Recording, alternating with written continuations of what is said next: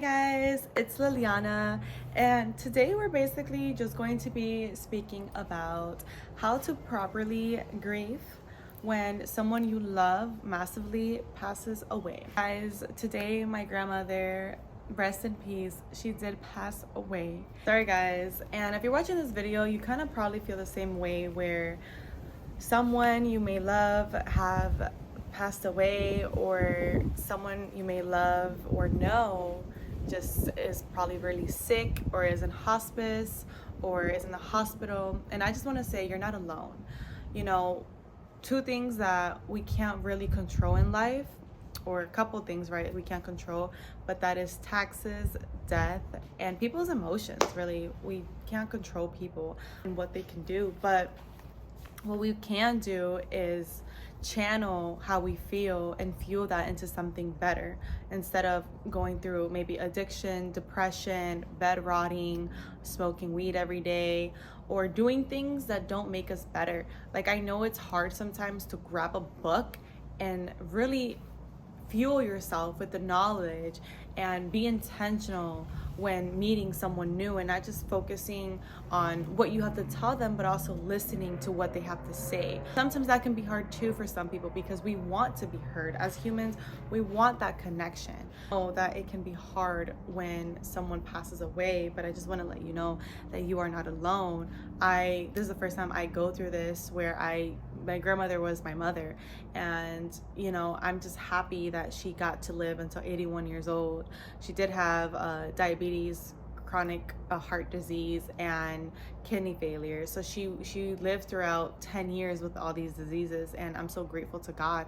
And I don't want to put this around me, I want to put this around you guys. And I want to tell you guys that no matter the condition the person is in, there's spiritual and there's worldly, right? There's two different perspectives. There's a God, and then there's a world we live in.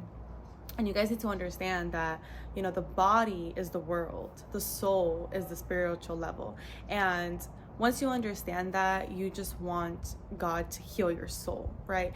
Heal any grudges, heal any type of guilt you may have, heal any hate, because you don't want that, especially when you're on a deathbed, or especially we really don't know the time or the day that we pass away. So it's really important that we live life every single day and treat people with so much love. Treat yourself with so much love.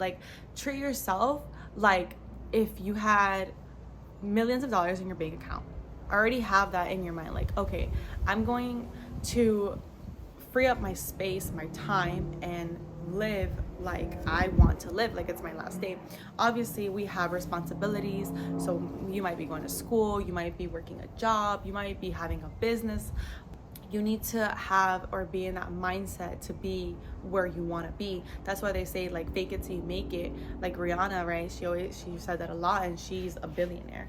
So it's just really faking sometimes even how you feel. And I think everyone goes through this facade phase where they have to fake how they feel, because we have responsibilities in this life, and that is okay. But at the end of the day, we want to make sure that we are connected spiritually. And some people may not be Christians, some people may be Muslims, some people may be Catholic, and that's okay, because at the end of the day, it's about your culture and it's about how you were raised. I'm not saying what's wrong is wrong, and I'm not saying this is right, but what I am saying, as long as you're connected to God and have that spiritual level, whatever you believe in, it's okay, because everybody has a different spiritual journey. I'm so sorry about that, dog.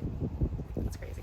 But I did want to read Matthew chapter 10 verse 28, and I do not fear those who kill the body but cannot kill the soul.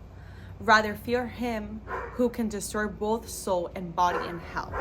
So I really like this chapter, and I want to tell you guys that honestly, it's devastating when you see someone sick, especially for years, like I saw my grandmother, and you're not alone. And I need you guys to understand that. And if you guys are struggling financially, spiritually, with depression, mentally, whatever it is, I need you to go outside, get some cold water, get whatever type of water you want, drink it, get a book that's about self-development, and I need you to intentionally understand that book. I need you to read it over and over again that whatever book you want to do, I love Think and Grow Rich, but you guys can get whatever book.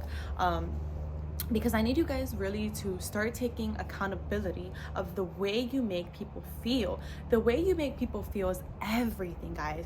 Like, if you guys really want to make money, the way you make people feel is everything, right? And being intentionally and also doing whatever it has to take. I think everyone has a different mission in life. I think my mission is sacrificing my needs to help other people.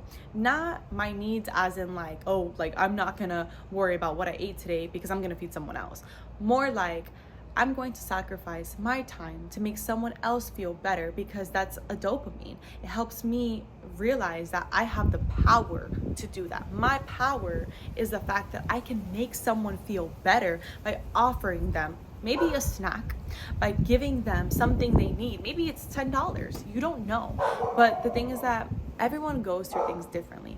And once you understand that, you don't take things personal, right? So honestly, like when you're grieving through things, like I woke up when I received the call in the morning. I woke up and when I tell you, like, I didn't feel anything. I was like, okay, I accepted it. I accepted it.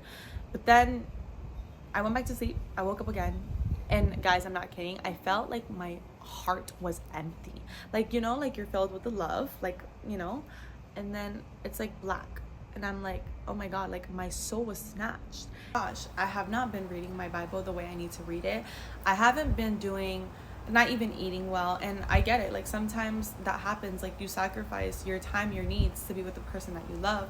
But it's also important to take care of yourself and your mental health, because at the end of the day, you do want to feel beautiful. You do want to make sure that you're eating the right foods.